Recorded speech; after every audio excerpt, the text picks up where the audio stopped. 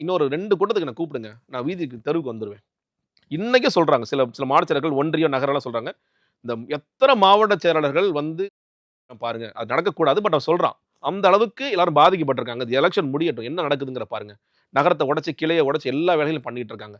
ஏன்னா பிரதானமாக இவர்கள் எல்லோரும் பயங்கரமா நீங்க புஸ்ஸி சொல்ற மாதிரி போஸ்டர் ஒட்டின காலத்துல வந்து பேனர் வச்ச காலத்துல வந்து எவ்வளவோ செலவு செஞ்சுட்டு வந்தவங்க. இப்ப நம்ம திரும்ப அவங்களுக்கு ரெசிப்ரோகேட் பண்ணணும். நீங்க செலவுக்கு நான் காசு குடுக்குறேன்ப்பா. ரொம்ப லீகல் லிமிட் 40 லட்சம் நான் குடுக்குறேன்னு சொன்னா கூட ரொம்ப சந்தோஷமா சரிங்க. நான் நோட்டீஸ் பாத்துக்குவேன். எனக்கு கூட வரவன பாத்துக்குவேன். ஏதாவது பாத்துக்குவேன். நான் கொஞ்சம் செலவு செய்றேன்.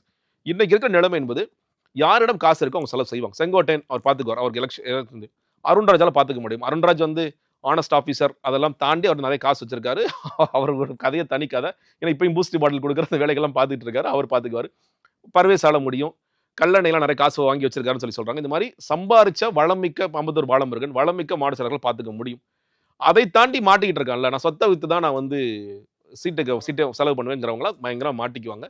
எலக்ஷனுக்கு முடிஞ்ச பிறகு ஐயோ ஏன்டா சொத்த வித்தோம்? ஏன்டா அந்த கட்சிக்குள்ள வந்தோம்? அப்படின்னு ஃபீல் பண்ணுவாங்க.